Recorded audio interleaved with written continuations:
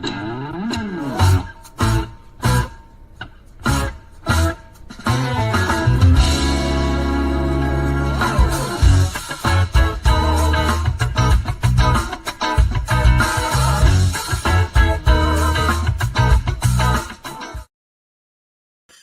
evening, good evening. Welcome to Let's Talk Maywood on Diversity Today Media. I am your host, Dr. Reggie Ratliff.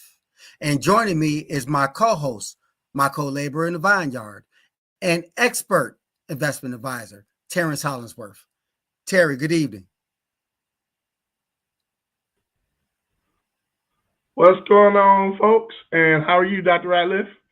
I'm good, my brother. You know, spring is coming into the air and we're getting ready to spring ahead with the daylight savings time and the 7 to 8 o'clock, sunsets and all that good stuff, man. And, it's all good, man. So feeling good. Well, God is good. What about you? We had a late winter storm, but it wasn't that bad. Not as bad as they said it was going to be. So we're all good out here. Nice. Well, Terry, I'm out here in the DMV and people are scared and they have a reason to be afraid with with these executive orders, these moves by, Donald Trump and, to slash the federal, workforce, including contractors and those who are on probation, the newly hired, slashing the Internal Revenue Service by thousands of jobs. I mean, the federal workforce drives the economy in the DMV. And, if these cuts happen, that's going to, handicap the economy here and even the country for that matter, especially when we talk about services. It's going to put our economy in a tailspin, in my opinion. And the market is reacting to this news. So what say you, expert advisor? I don't think that you're wrong. I mean, clearly these things are going to slow the economy down. And I read a report today that talked about how housing prices in DC have dropped dramatically based off the people that are, kind of losing their jobs and, what that means. And it's a good conversation about how economics work and the stock market in just in one setting. New administration, priorities are different. Those companies become, some companies become less relevant, and then you have to adjust your portfolio. And so, right. One of the biggest things that I saw that I really want to address is we see a lot of headlines. Even CNN put a headline out saying the 40-day target fast is, affecting their stock price. What everybody should understand is two things. One, Target was losing market share all of 2024 when before this DEI stuff started to become front and center. So they were losing market share to Costco. They were losing market share to Walmart. We put some posts up about it, first and second quarter of 2024, right? But also the most recent numbers were about December. So they're not in this corporate numbers yet. It's not reflective in the stock price yet. And, people don't understand it. And we have to do some level of education so that we're working on the right projects and the right strategic plans as you and I talk a lot about it in Maywood. Maywood needs a strategic plan. So does the Black community. No question. Absolutely. It kind of garners a thought that the one-day boycott, blackout, or whatever you call it, people, it was mixed, views, and I'm with you with there. It's still, reporting doesn't happen the next day. The stock market is, like you say in Target, it's not reactionary to what happened recently. But when you look at the big picture, it's all about investing. It's all about investing in Hmm. market, making a difference. Sure, you're taking away, especially when it comes to like Target having partnership with Black-owned businesses and things of that nature. And it's unfortunate that they will be subjected to that suffering financially. But I take it to akin of the Montgomery bus boycott. That was brought up in the civil rights movement. It was an 18-month protest that impacted the city of Montgomery and caused a reaction. So And yeah, go ahead. here's probably the most unpopular. Here's probably the most unpopular opinion that's out there. But we have to ask ourselves, what level of success was the boycott, right? Right, right. Because in that same 50 years, home ownership has declined. The net worth of the wealth gap between black and white families have Yeah, increased, right? We're not yeah. graduating more people, right? And so I'm not saying that the boycott was not important, but I'm saying the strategies that we go after have to reflect what we want, which is those three things fundamentally, Hmm. and not and also Yeah, increasing the people that like the suppliers and new business and stuff like this, right? And so right.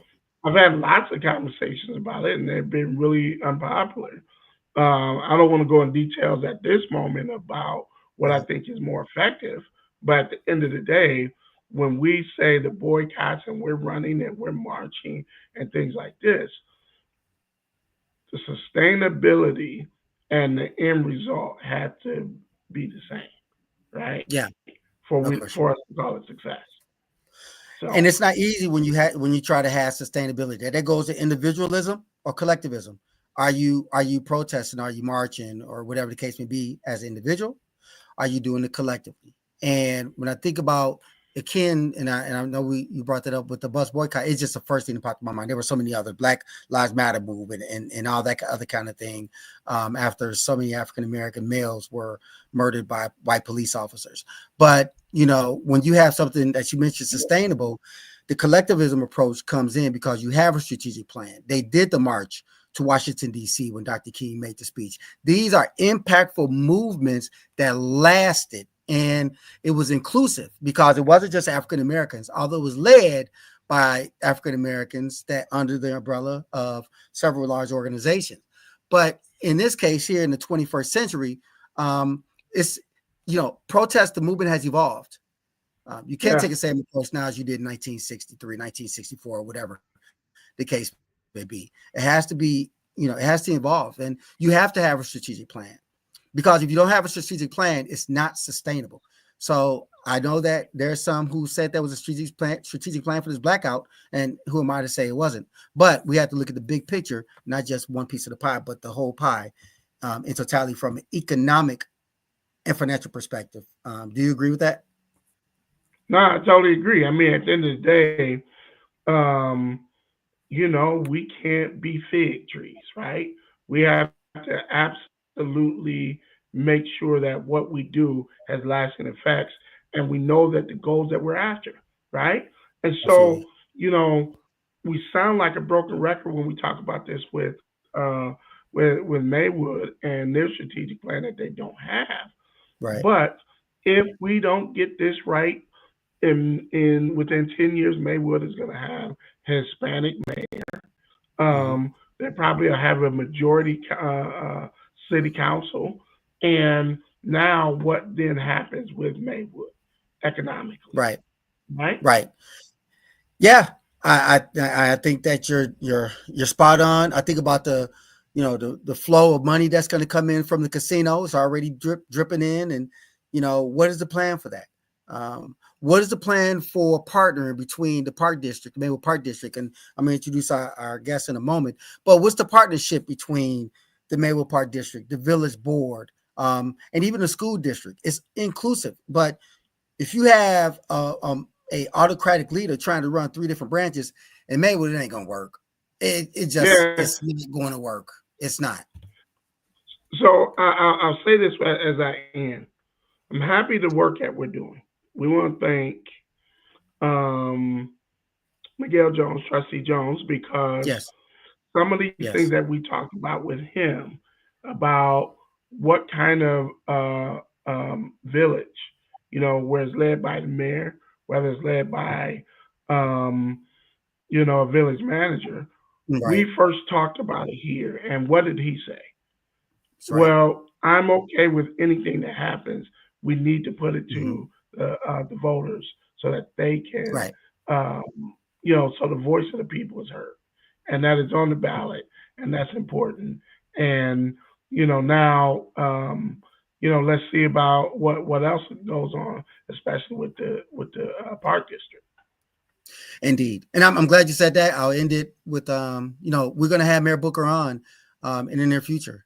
And, you know, we have to be able to work together. And we know the capacity of the mayor right now, as well as the village manager, as well as the park district commissioners, as well as the school board. I mean, everything is in transition right now. All three branches are in transition. It's definitely going to be in transition after April 1st, starting with the early vote on March 17th that ends on April 1st. Then you're going to have some changes. So we have to be able to work cohesively, because that, in my 50 plus years of being part of Maywood, living in Maywood, my family being in Maywood since 1972, okay, we've seen changes positively and negatively. When Mayor Freeline was elected mayor in the early 1980s, 83, we were working together, passing on Hmm. down to the Yarboroughs and, things like that. Late Reverend Don Williams. I mean, every mayor had an agenda, just like every park district board has an agenda. Every school board has an agenda. But if you don't have a strategic plan, if you don't implement that strategic plan, and if you think you're going to run all three within a strategic plan, you're doomed to fail. It's just that simple. Maywood would not succeed if you have an autocratic leadership at any level. Village, park, school. Ain't going to happen. It ain't going to work. We don't have the capacity nor the bandwidth. So Yeah. that's why I'm glad we're So doing this, Terry, I, and I'll to get out of the move way so forward. we can hear from Verneka, but talk to everybody soon. Thank you, brother. And we're going to move forward and introduce our next guest. She is Miss Verneka Smith. Miss Smith, who is a 32-year resident of Maywood. She was born in Chicago. Miss Smith, she moved to Maywood when she was 7 years old and was adopted by Verneka Smith. Miss Smith has 5 biological siblings and 8 adopted siblings, which instilled in her a deep sense of family and community from an early age. Miss Smith attended Providence Beach High School, and I must mention she attended Urban Elementary School. So go ahead, have your fun with that. But she did attend Urban Elementary School, and she played a significant role in shaping her values and aspirations, not just family, but community. Ms. Smith is a dynamic entrepreneur and community advocate. She is a CEO and owner of Tresses V Lock Lounge in Melrose Park. Ms. Smith combines her passion for beauty and wellness as a certified wellness coach. Her commitment to her community is evident through her extensive involvement in local initiatives and organizations. Ms. Smith is an active member at Able Ministries Church in Maywood, where she serves as a Sunday school teacher, outreach leader, and minister in training. She has been a dedicated member with the Maywood Youth Mentoring Program for over 19 years, and I believe Barbara Cole is the founder of Maywood Youth Mentoring Program, and still runs the organization. Ms. Smith is a founder of Maywood, chapter of Clean Up Giving Back, or Clean Up Give Back, organizing community cleanups. Additionally, Ms. Smith is a member of the Maywood Garden Club and a volunteer with the organization Shower Up, which provide hygiene services to people experiencing homelessness. Ms. Smith's passion for helping others extends to her work with the youth, seniors, and homeless population in the Proviso Township area. She organized local businesses to sponsor a community refrigerator for the Hampton House in Maywood. For those of you who don't know, that's the Fred Hampton House and the Hampton family. Ensuring access to fresh food for those in need. Her dedication to creating a positive impact in her community is unwavering, and she continues to inspire others through her actions. I am inspired reading her bio. And in her free time, Ms. Smith enjoys reading, skiing, traveling, and gardening. Her diverse interests reflect her love for learning, adventure, and connecting with nature. Ms. Smith's unwavering dedication to her community, coupled with the entrepreneurial spirit, makes her a true asset to not only Maywood, but Proviso Township. And without further ado, I'd like to bring on Miss Verneka Smith. Thank you for that introduction, Dr. Ratliff. I Yes, wasn't ma'am. I wasn't expecting you to read the whole thing, but Absolutely. thank you for that wonderful introduction. It's well earned. You put the work in, gotta acknowledge it. You know what I'm saying? So welcome to the Yes, yes. podcast. Glad to Thank have you. you. Our I'm pleasure. glad It's to our be pleasure. here. I'm glad to be here. Thank you. Thank you. So, first and foremost, when I was going through your bio and I was reading it, um, you know, that urban thing. I mean, Oh it's yeah, that school in District 89. We all know it. yeah, everybody entitled to their opinion. I mean, it's still around, and a lot of great people have come from urban, including yourself. And I Absolutely. saw a statement by I think Jeremy Horn. Was he a classmate of yours? Yes, Jeremy Proviso Horn. East class of So 2003. Yes. nice, nice. Also, there's some famous people who came from urban school, and of course, Proviso East. Most notably, Miss Sheila Johnson, first billionaire, Yep. Sheila Crump co-founder of Johnson. BET. Yep. Absolutely. Sheila Crump Johnson, She indeed. actually came. And She yeah, came and to I'm gonna give visit you one more, and I'm Irvin gonna when stop I talking was about a student. She came to visit Irvin when I was a student at Irvin. I remember Oh, that. So really? yeah, yes, she did. Way before I knew like all Wow. about her. She yeah. Wow. That's awesome. Yep. Yeah, yeah. Good people. She's doing great things here in the DC area. And I think you have one more famous alumni, Glenn Doc Rivers. I think he went to Urban School, I believe. Yep. Correct me if I'm wrong, audience, but I think he went to Urban, and now he's an NBA coach for the not for I almost said Philadelphia. He's from Milwaukee Bucks, just 90 miles north of Chicago. So some good people came out of Urban, and you went to Proviso East, of Pirate course, Pirate Nation. Nation, Bleed bleed blue. right here as well. But I want to start. Yes, that's right. Always and forever. Absolutely. So I want to talk about your upbringing. You mentioned in your bio that you were adopted. Can you talk about that just for a moment? Oh, of course. So I was adopted, my sister and I. And that's how we end up like initially moving to Maywood. My adopted mother, Verneka Smith, she passed away a few years ago. And yeah, that's how my sister and I came to Maywood. Nice, nice. What side of town were you living on in Chicago? My family is from the Rockwell Garden Projects on the west Okay, side of Chicago.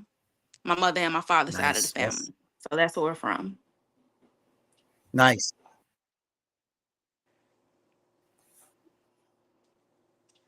Is there a nice. delay? Very good. Thank you for that. I want to talk about your transition from Louise into your role in young adulthood. What inspired you to get involved with me in the first place? I'm sorry, it kind of like went off. What did you say? Mhm. Can you repeat that? Yeah, that was a glitch. So I was asking, as you grew older, when did you become involved in the community, and what was your motivation for getting involved in the community, especially at such a young age? Okay, so coming up, I was like really into a lot of Black history. So my role models coming up were like Fred Hampton, Malcolm X, Marcus Garvey. So I really looked at You hear? myself as being like a Oh, revolutionary, and I just wanted to be like deeply can involved you? with. I'm sorry. Mm-hmm. Yeah, I just wanted to be deeply involved with the activities of the community. So I No, you're good. remember I remember like going home to my mom and I was telling her like I wanted to be more involved. And my sister, she was involved with a program called the Butterfly Program.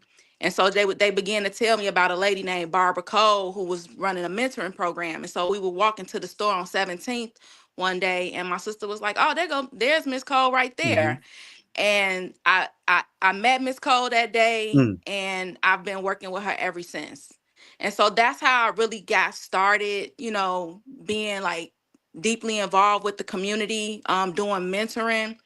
But everything else, as far as like working with the homeless, working with the senior citizens, that just came, it was like a snowball effect. You know, it was just a part of me working in the community. I've always worked close in the community. Like my first job was on 10th and Madison and Maywood, you know, and everywhere I've worked, I worked in Broadview on what's Yeah. that, 17th and Roosevelt, you know. So I've always worked in the Proviso Township, Hmm. whether that be in Merrill's Park, like what my business is now, Maywood, Broadview, somewhere in the community. So just being close to the community, I've always wanted to see the change in our community. You know, I've had the privilege of living in different communities. Like I lived in North Riverside, I lived in Brookfield, beautiful communities, but and I even lived in the South Loop. But, you know, I always found myself coming Mm. home because the things that I love so much about those communities, I wanted those things to happen in Maywood. And so I always told myself, Right. our communities will never be what we want them to be if the people that can make them that keeps leaving, you know, keeps leaving. So I always found myself coming home. I always found myself moving home. And even sometimes when I would move out, I would keep my apartment, you know, in Maywood, and just always found myself coming home because I wanted all the wonderful things I see in other communities. I want that for us. Right. Yeah. Well said. You know, I could connect with what you're saying because, you know, when I returned to Maywood in the mid 90s, 97 to be exact, I was living in the DC area and working as a federal contractor for the federal government. You know, the pay was good and everything, but it was always something about that Maywood tug. And I was like, man, I see what's going on back home. And, you know, I think I could be part of the solution. Yeah. And when I decided to leave my good federal government job, federal contract job, it was tough. It was tough. But I don't regret it not 1 minute because I knew one day I would return to the DMV because this is home, so my family is. And but coming home and living in you know, back in Maywood for another 20 years when I returned home, it was a great feeling. And it's just something about Maywood. It's something about the communal aspect. It is the people. It is people who Yeah. care about you. And you don't meet a stranger, you know, when we grew up in Maywood. That is that right? Yep, absolutely. And you know what? I really resonate with what you said about being a part of the solution. You know, we could talk about all the problems that we have in our communities, but if you're not part of the solution, you know, talking about the problem does us no good, you know. And Mhm. so like you said, you know, I don't meet a stranger Right.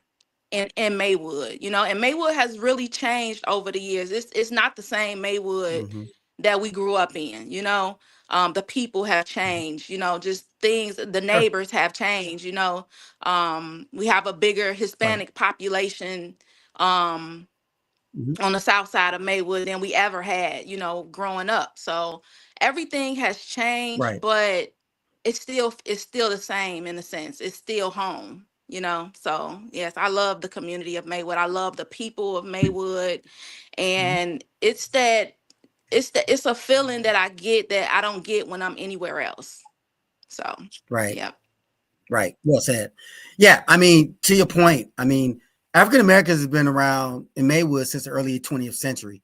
And of course, you know about the story about migrating north, and then many went to the south side of Chicago, and then spread out throughout Chicago, and then eventually they way westward to, you know, the suburbs like Maywood, and you know the Great White Flight of the 1960s, early 70s, and the race Hmm. riots, and you know the fighting in the cafeteria proviso east, and you know what helped us come back together was the state championship team that won it in what 69.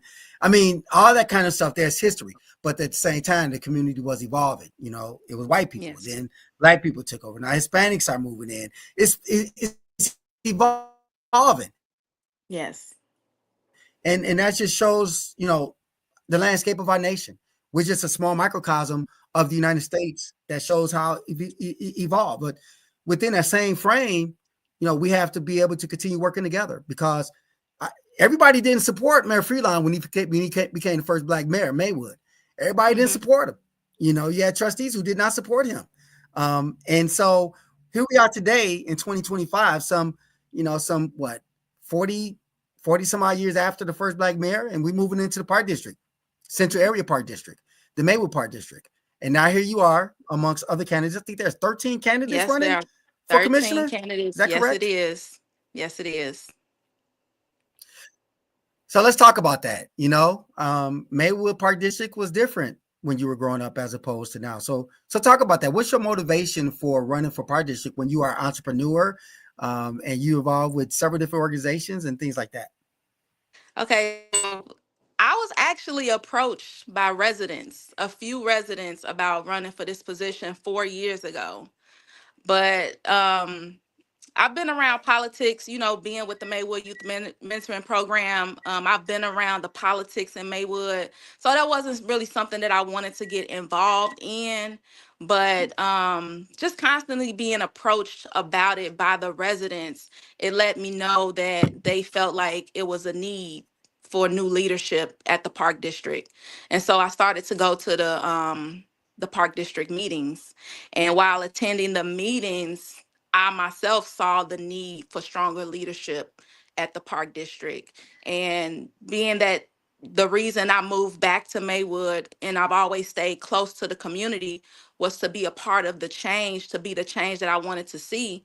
Um, this year's election was the motivation that I needed to just move forward and putting my head in and running for the position.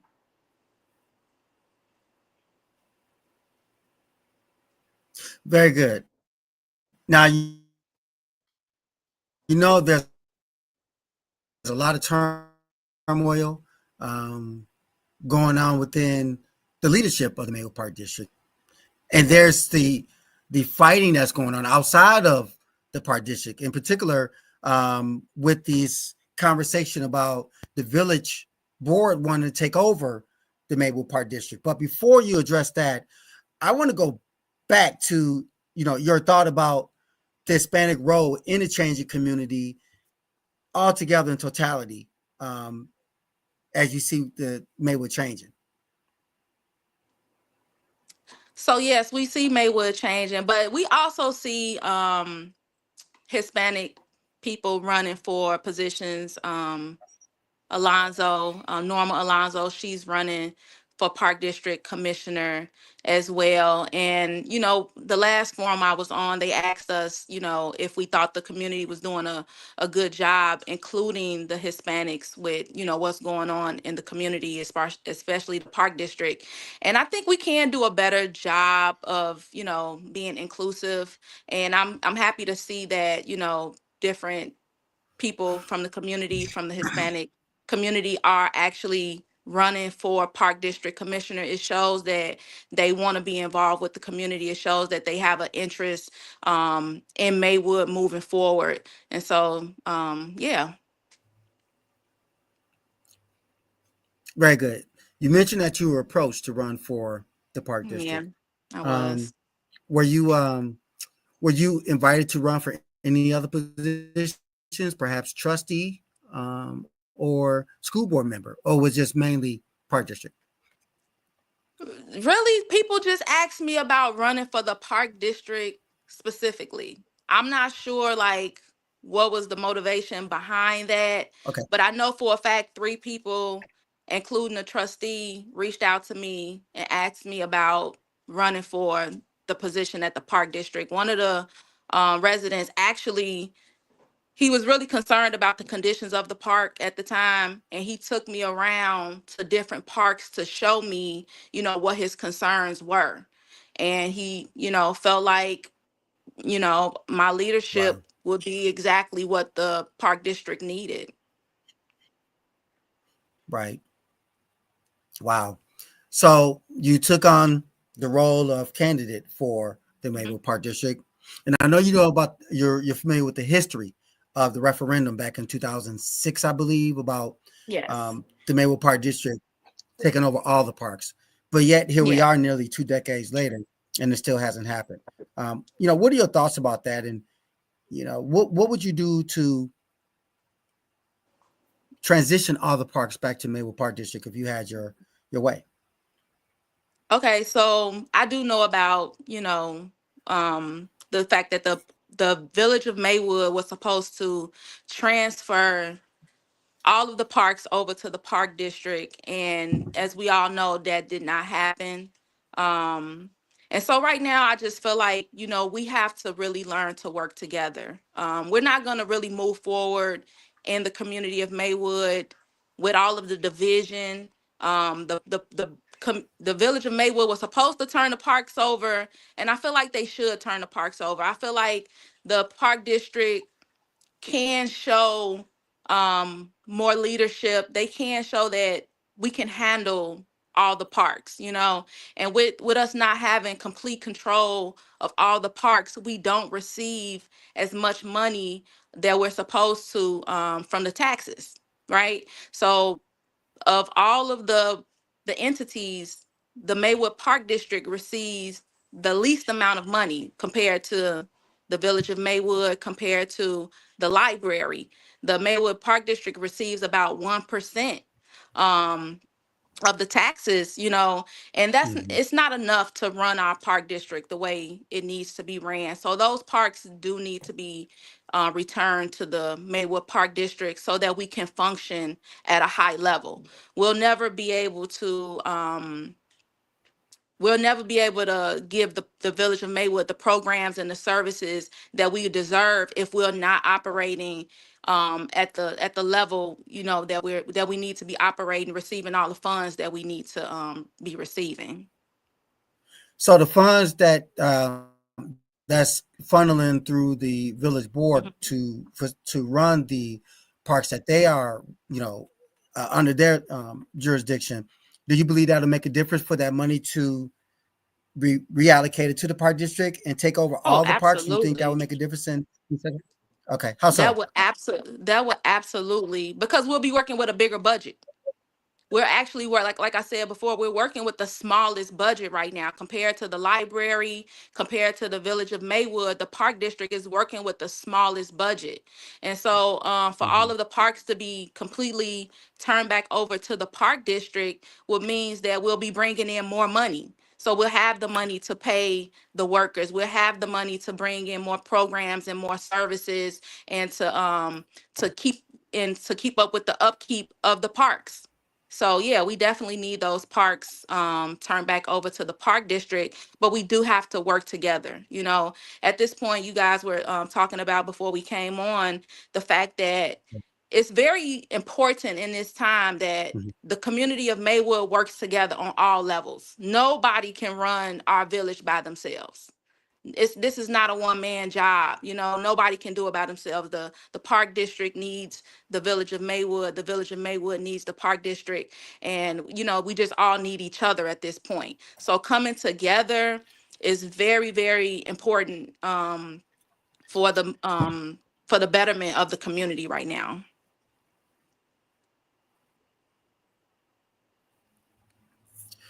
Okay, so you run, you're running, you get elected.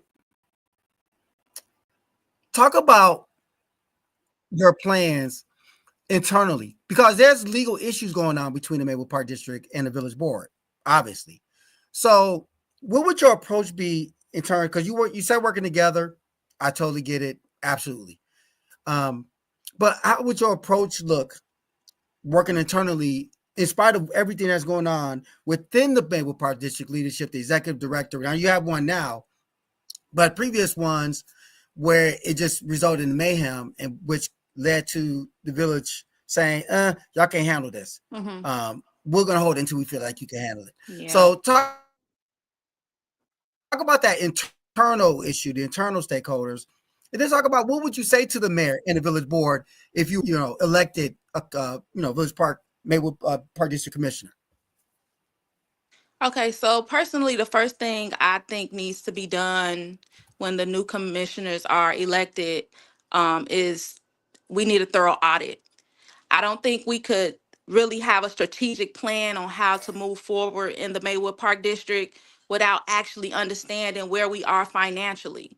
The leaders in the park district right now haven't been transparent about, from what I know, we're about 260 or $70,000 in debt at the park district, but we don't know how true that is without actually having that audit. So that would be the first thing that I think should be done moving forward, is getting a thorough audit done to see where we stand financially, to see how much money, um, how much money is coming out, going out of the park district. How much money do we have coming in?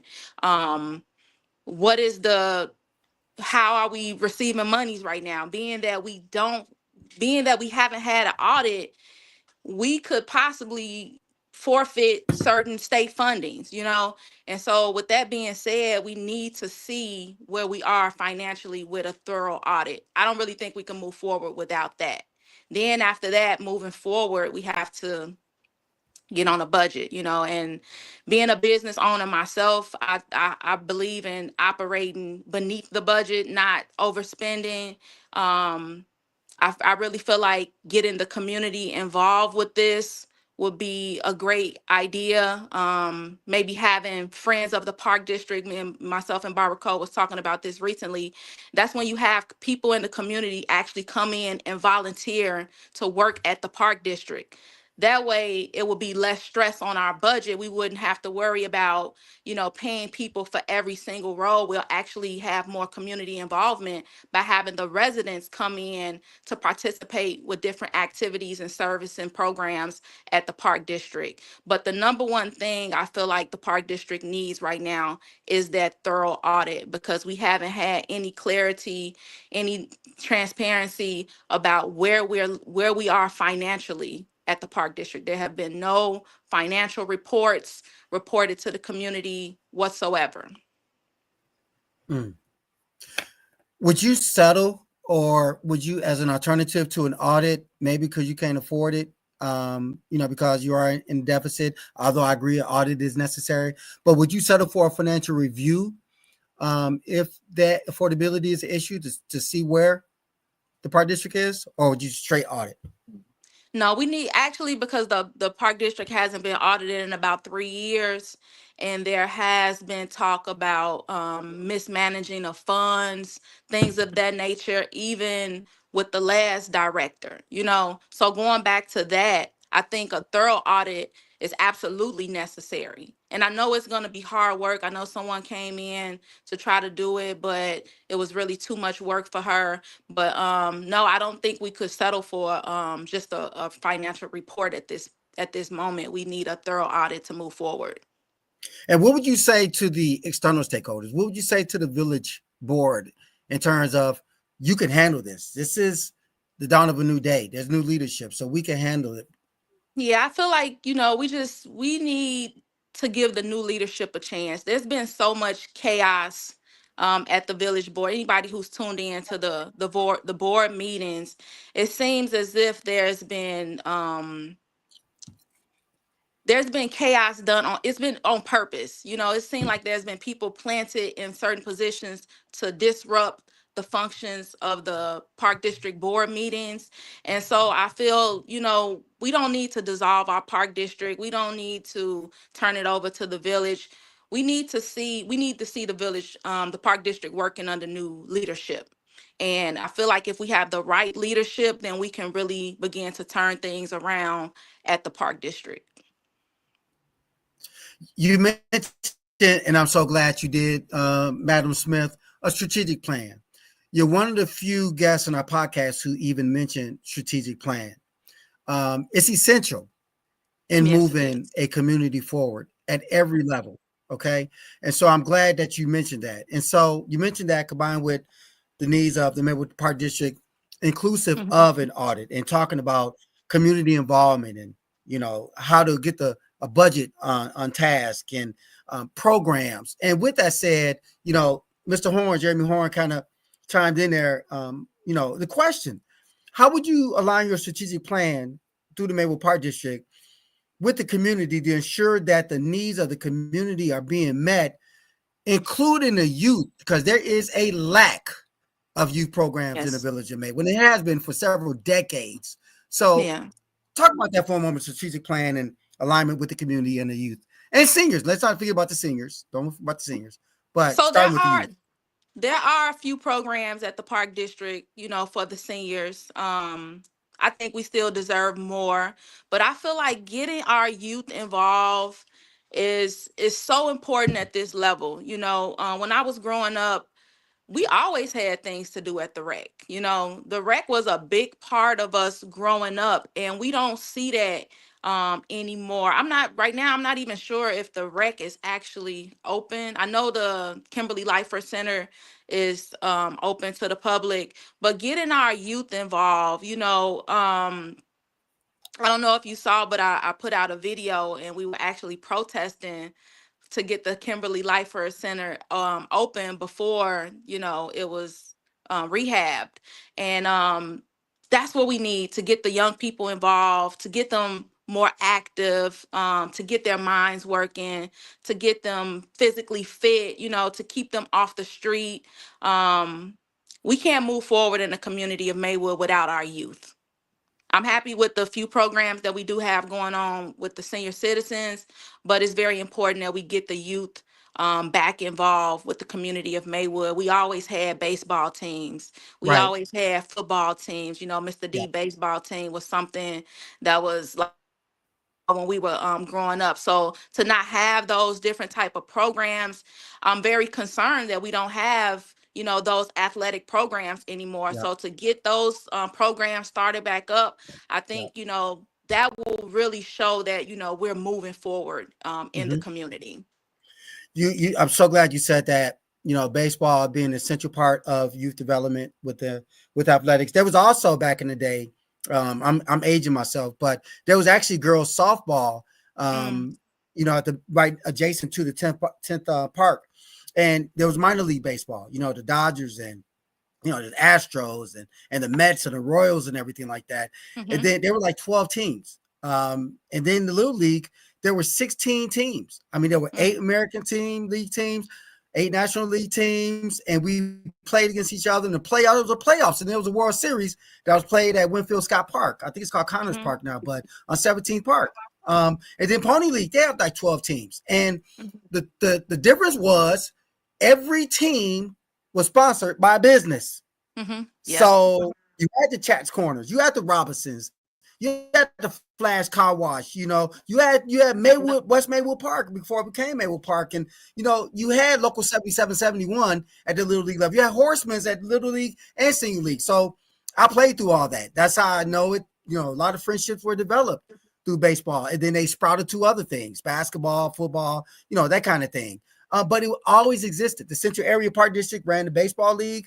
And then you had the Maywood Park District, in the parks. And I mean, it was seamless to your point. It was seamless. Nothing was closed. Summer programs existed constantly. There was no, we used to skate at the rec, you know what I'm saying? On Tuesday nights. Mm-hmm. And I mean, on Saturday nights too. It was all that. And we didn't know if there were any problems in Maywood. And so to your point, can I say this? Go ahead. I say this. You mentioned something that resonated with me. Yes. You said, I just want to mention how the local businesses always sponsored the teams back, the youth teams back in the day. I remember going into the store on 17th and into Wade's store right there on Madison Street, and there were always pictures of Little League baseball teams, or I remember we had the wrestling teams back then. All my brothers grew up. Every last one of my brothers grew up wrestling for Maywood, and so that's another way to get the businesses back involved with the community. They always sponsor teams, and that's another thing that's a part of my strategic plan, is to get the community involved with the Maywood Park District and get the businesses involved with sponsoring different programs and services for the Park District as well. Absolutely. Absolutely. I mean, Ernie's right there on 15th, 14th and Madison. Mm-hmm. You had Mr. Williams on 17th, State Farm. Mr. Moore, Eugene Moore, the late Eugene Moore. Yep. His son, Eric Moore played baseball and football for Proviso East baseball growing up. And I mean, the list goes on and on. Randy McFarland played baseball and it sprouted out into basketball for him playing at the high school and college level. I mean, so many people went through baseball. And you mentioned wrestling. you probably don't know this, but I wrestled through high school. I was on the 86 state championship team, made it to the state, downstate as a wrestler. I was All-American in college, 2-time All-American college. But all that came from baseball or youth sports. And there was no fighting. At least we weren't aware of fighting. We competed against each other. Aaron Peppers, he played baseball and football, and he's going to come on the podcast in the next coming weeks. And he played D1 football for, University of Louisville. So that's what I'm saying. We got all this talent. Yeah, why do we have the problems that we have today? Yeah, Maywood is so talented. Please address that. Community. And somebody who grew up in Maywood like yourself. Yeah, so Maywood is such a talented community. I've always felt like we've had genius in Maywood. Like I said, my brothers wrestled coming up. My nephew was a 2-time state champion in wrestling. My brother, traveled to, where did he go? Who's your nephew? Joshua King, but he went to where did he go? Okay. He went to another school. He went to East for his first year, but he ended up going to, what school you went to, Joshua? Hinsdale South. So yeah, he went to Hinsdale South, but he's a 2-time state. Tell Joshua, where's Joshua on the podcast? Where's Joshua? Where's Joshua? Where's Joshua? He right here. He right here. Is he decent? Joshua, you hear us talking? He hear us talking. You want him to come on? He don't want to come on?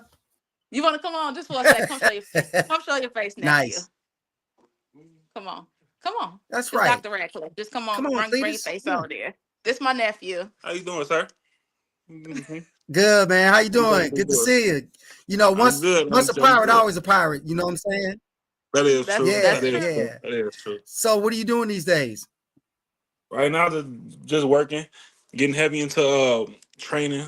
And I'm a fitness trainer, so just trying to get that more picked up right now. Did you wrestle in college? I didn't. Nah, I only played football. After high school, I ended up going to Michigan State. So that was it. Nice. Well, congratulations on a great career. You got to show your face. She mentioned wrestling. I'm like, ding, ding, ding. That's it. That's the coup de grace, wrestling. So, but congratulations, man, on a phenomenal career. I never met you face to face, so it's good to meet you. I heard great things about you when you was climbing through the excellency of wrestling. So, and football for that matter. So, congratulations on a great athletic career and continue to do great things, man, out there. Proud of you. Thanks, Doc. I appreciate it too. It's a pleasure to meet you too. Yes, sir. Absolutely. Thank you, man. Yeah. So we have to keep, I really believe in investing in the youth. I feel like sometimes our communities can be over mentored, but people aren't willing to put the money behind our youth. And so I feel strongly about investing not only in our community, but in the youth in our community as well. And when I say investing, I don't mean just talking to them. I mean like really putting money behind them, because that's what we need. Yes, indeed.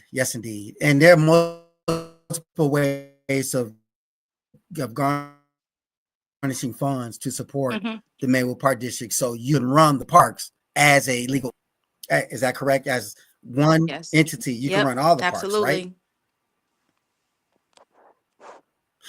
So, yeah. So one quick thing, when I was in Maywood, my nonprofit Eternal Light Community Services, we reached an agreement with the village under Mayor Edwina Perkins and that staff. The late Ron Rivers and all those people. But we ran the 200 building for several years. We had in excess of 100 youth every single. It was a blessing to be able to serve in that capacity where we was feeding the kids, had tutoring, partnerships with different schools and things like that. But it also told me that there's so much more that's needed. And we're talking about the mid-teens as far as 2000s up to 2016. So we are nearly a decade later and still the same need. The kids are starving.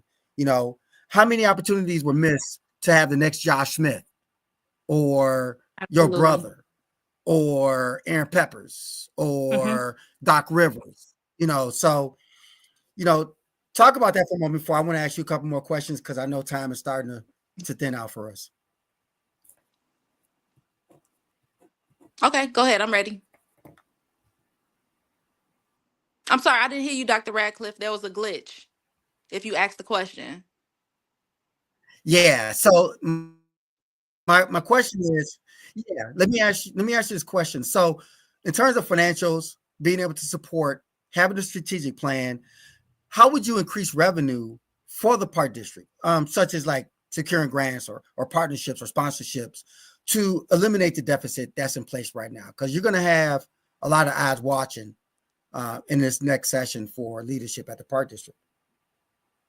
Yeah, so of course, grants, but I'm a big believer in getting private investors. We've had so many great people come from Maywood, a few that you've already mentioned. I've went to school, with Shannon Brown and Dee Brown and many others, and I believe that people are willing to give back to our community. So I'm a big believer in private funding as well as the grants and, state funding and, government funding as well. But that's another reason why we need that audit, because without the audits, sometimes we can lose state funding because we haven't been Yeah. audited, and they could say we're mismanaging funds or not being responsible with the funds that we have been receiving. But Mhm. another thing I would like for the park district to be open to is private funding, reaching out to people who care deeply about the community of Maywood and wants to see it grow and move forward. And I'm pretty sure people will be willing to help us.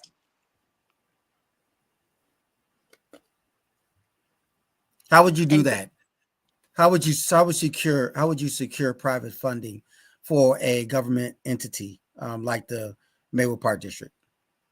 so, like similar to what I did for the Fred Hampton refrigerator. So I basically saw a need, when the Fred Hampton house, when they were first like starting to, get things going over there. It was a refrigerator, like a house refrigerator on the line. And I was really unhappy with that when I would ride past and I would see it, and I was really unhappy. And I knew that Oak Park had a community refrigerator too. And when I went over there and I saw that it was a commercial refrigerator, and it was really really nice, and I'm like, okay, so we need that, that's what we Mhm. need.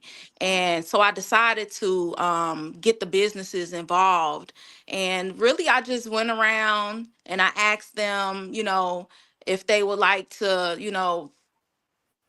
get get together funds to get a community refrigerator. That was done in a matter of, I'm gonna say, 2 hours. 2 hours, I had the money, and I went to Home Depot, purchased a refrigerator. Randy picked it up, and that was the end of that situation. And I feel like just reaching out to people who've been a product of Maywood, and just letting them know what the situation is, letting them know, what our needs are. And yeah, that's it. Just reaching out to people who can actually be a part of the solution to help us. Nice. Now you mentioned Randy McFarland picking up hmm we said the food or the The refrigerator. refrigerator. So when I purchased the refrigerator with the Okay. with the collaboration with the local businesses, I think about 8 local Right. businesses collaborated with me to get the funding for that refrigerator. So I ordered it from Home Depot, and then Randy picked it up and just had it delivered to the Hampton House. I'm glad you mentioned that. Is the Hampton House now known as a historical site? Yes. Yes, it is. Good work. And I'm extremely happy about that. I grew up right around the corner on 18th and Warren. I literally grew up right around the corner from that house. So, yep. Wow. So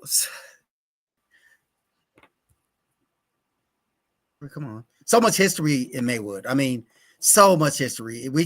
This would be a 2-hour podcast if we talked about Yes, it all would. the historical aspects of Maywood, and yeah, and the contributions people have made from the past. But I want to ask you, if elected, how would you advocate for the park district autonomy and ensure that decisions about parks remain in the hands of the community and not any other governmental entity? Um, at this point, it's really about getting the community involved. We have to get the community involved because as we see these referendums are being put on the ballot, and it's really up to the residents.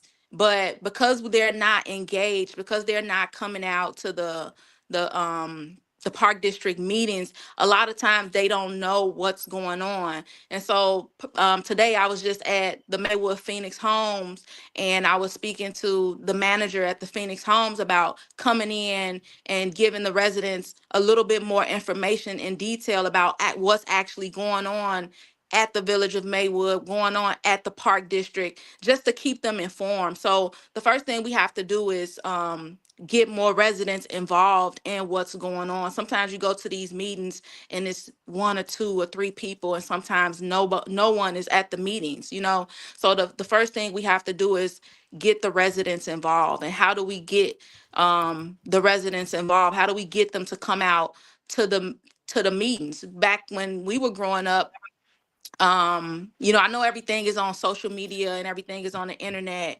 but we used to have phone Right. calls that would be funky. It would, oh, there's a Maywood meeting, a Maywood Park District meeting tonight, Yeah. and so when you're dealing with senior citizens, who is a big part of the community, we have to learn how to communicate with them. A lot of them aren't on social media. A lot of them aren't using the internet, and Yeah. so just we have to find ways to get our communities back involved with the village of Maywood, the park district, the library, or whatever.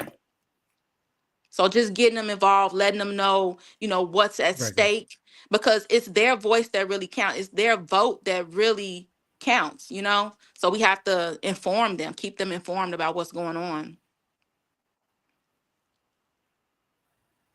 Indeed. So you're one of 13 candidates. Hmm. Some are running for reelection. Hmm. Um, you're very active and engaged in the community. What makes you stand out from the other candidates that will garner votes from the community to make you a commissioner, I'm sorry, that was a village glitch. Maywood Park Can District you Commissioner? repeat that? I'm sorry, Dr. Ratliff. That was a glitch.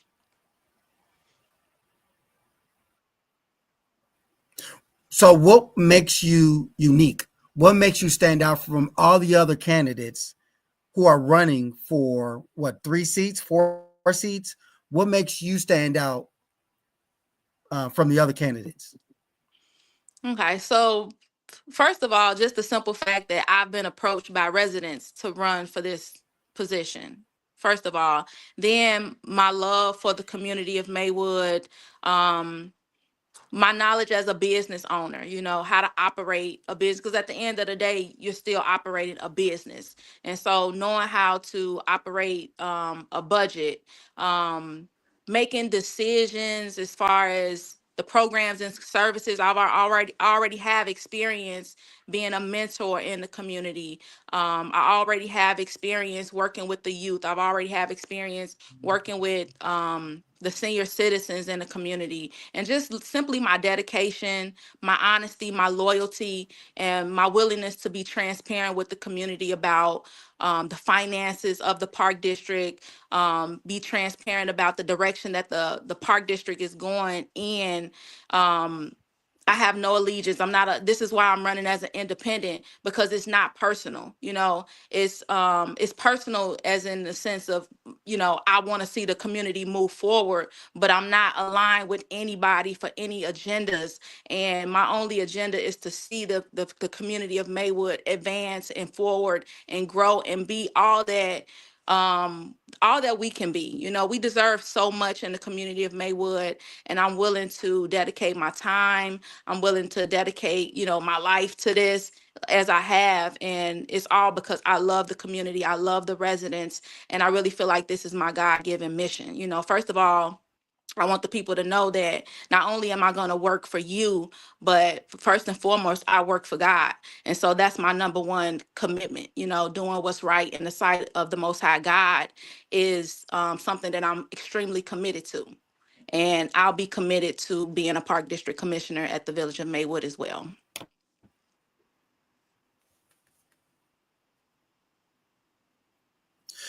I only have a couple more questions because we're winding down, but I Mhm. would be remiss if I didn't ask you about you being a minister in training. Mhm. What was, I'm sorry, your calling? What ministry? What does that look like for you? I'm not asking you did thunder flash and lightning flash and thunder roar to say God told me in a dream. What was it that your calling was for? What was it towards? Try not to sound offensive, because some people, not everybody was called to preach, not everybody was called to pastor. Some people Yeah. called to be in the ministry in the community. Others were Yeah. called to be a ministry of finance. So where's your Yeah. calling? What area are you gearing So, towards? I think that's my calling, to be in the ministry in the community. So I am the leader. I am the head of the outreach committee at my church, and so I'm over everything outreach. So as far as being boots on the ground in the community, that's my job. And I've always had a calling on my life to do the work of the Lord, and that's something that I take extremely serious. And I think this is part of the reason why people feel and know that they can trust me. But yeah, that's my calling, to do ministry specifically in the community of Maywood. And I've known that for a long time. And that's what always has drawn me back to our community. That's why I always found myself coming back home, because I know that this is my purpose.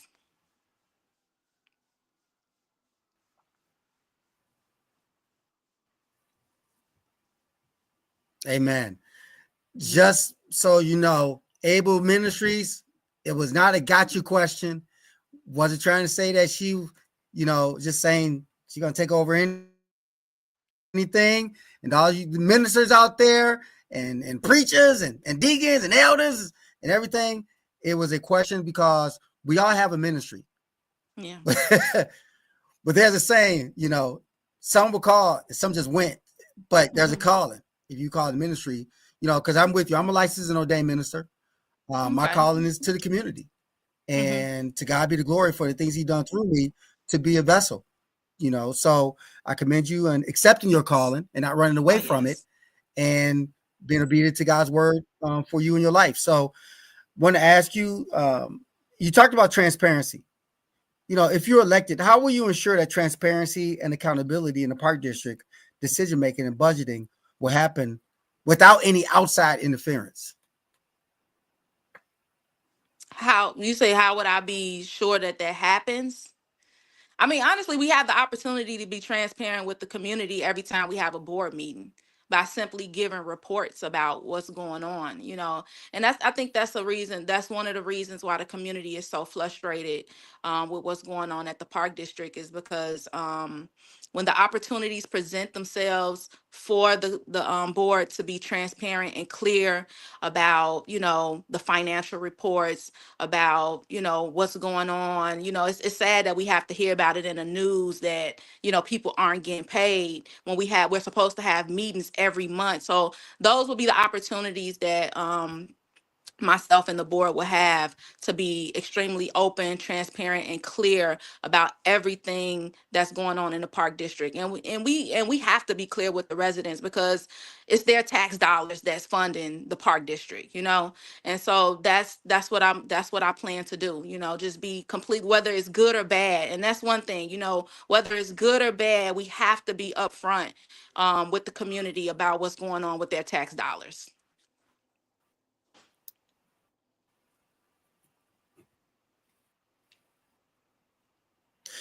The part, the Adam Williams was on our podcast recently, and she talked Mhm. about some things that were taking place in the past, including the shut of the park district for 88 days for various reasons. Yeah. Um, how do we avoid that type of embarrassment from happening again because of the fighting that's taking place internally and also with the village board? How do we How do we stop that? How do we prevent that from happening again? We have to get on the same page about things. We have to understand that we are one, that there is no separation. Although the park district and the village are two different entities, but when it all comes down to it, we should have each other's back. We shouldn't be exposing each other, to the media, our flaws. Um, the Bible teaches us we should cover our brothers and sisters. We should cover them. And that's what we see that's not happening right now. And so we have to build a better relationship with the village of Maywood. Um, and we have to get on the same page. We have to stop the fighting and all of the chaos that's going on. And I feel like the village has to respect the Maywood Park District, and allow the Park District to operate and do what the Park District needs to do, um, and we have to realize that together we stand, but if we cannot come together, we will fall. Divided we will fall. And so it's just really about coming together and being on the same page, and just respecting each role, respecting the role of the park district, respecting the role of the village, and not overstepping boundaries.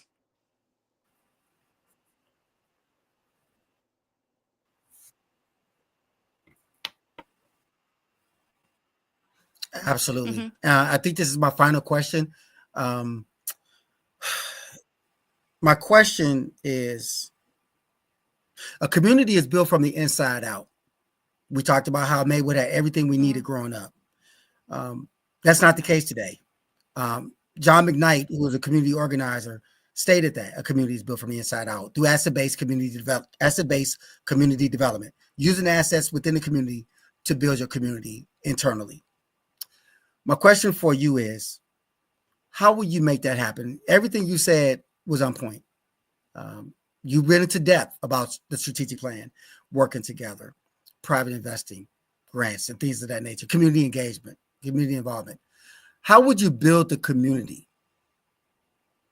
if you were a commissioner on the park district? Because there's some politics in it, but how would you build the You mean community? like, do you mean as far as working with the village of Maywood, or working with the residents, or working with the Well, village of Maywood? I think because of the legalities of what's going on, there is no movement between the village board and the village. I'm sorry, the park district and the village board. Hmm. So how? So I'm gonna ask you that question: what would be the priority? Because What would be the legally, you guys can't really do anything right now as far as like getting the no, parks. no, And we it's can't. frustrating, like you said. So what would be a So I mean, that is something that's extremely so frustrating. what I would be a can't. priority moving forward? You said what would be a priority?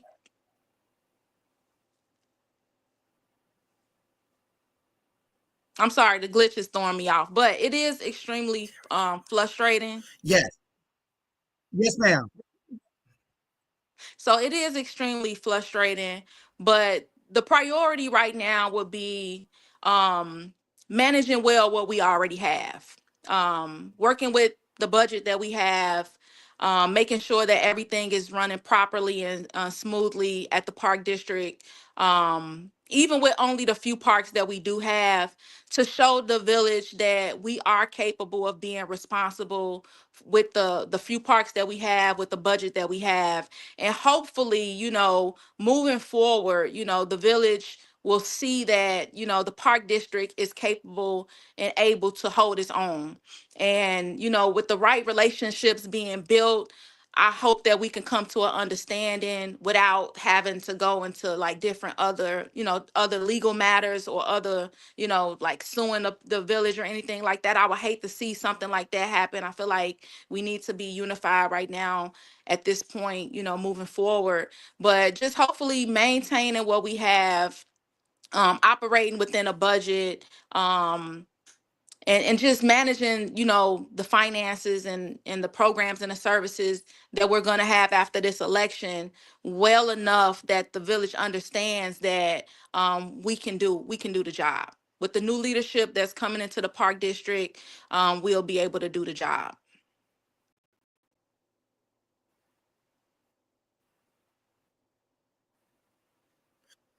Fantastic.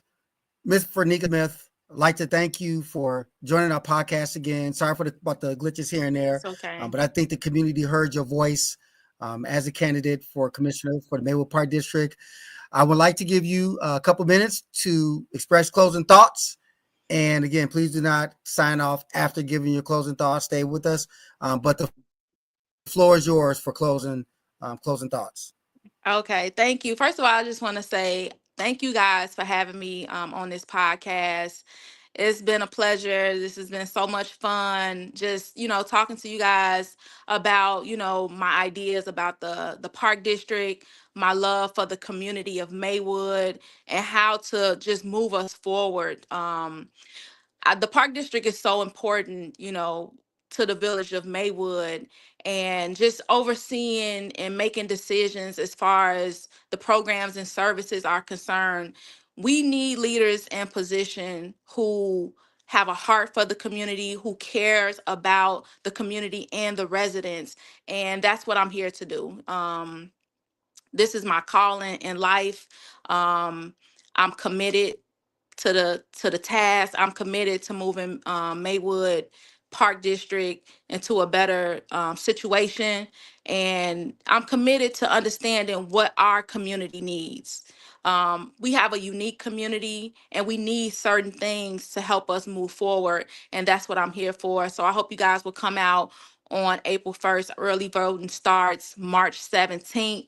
Your support is definitely needed. I thank you to everybody who has been supporting me so far, and I look forward to serving you guys as a Park District Commissioner in the village of Maywood. Thank you so much, Dr. Ratliff.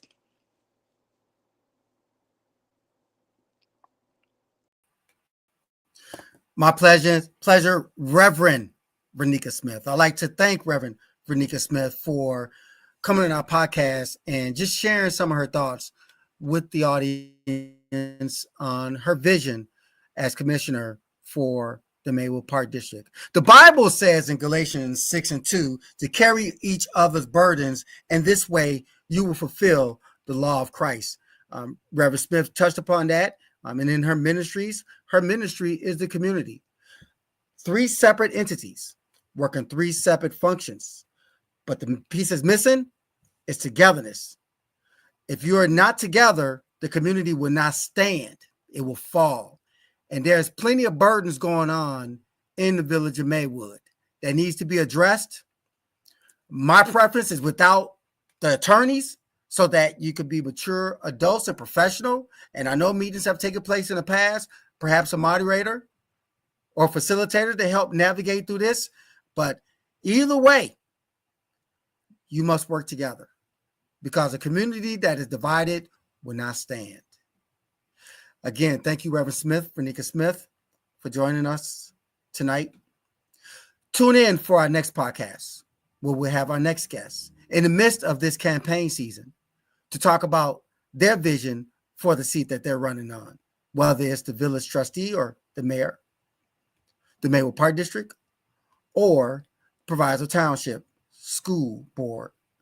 And with that said, please like us on Facebook and subscribe on YouTube. And until next time, be safe. God bless you. I am Dr. Reggie Ratliff,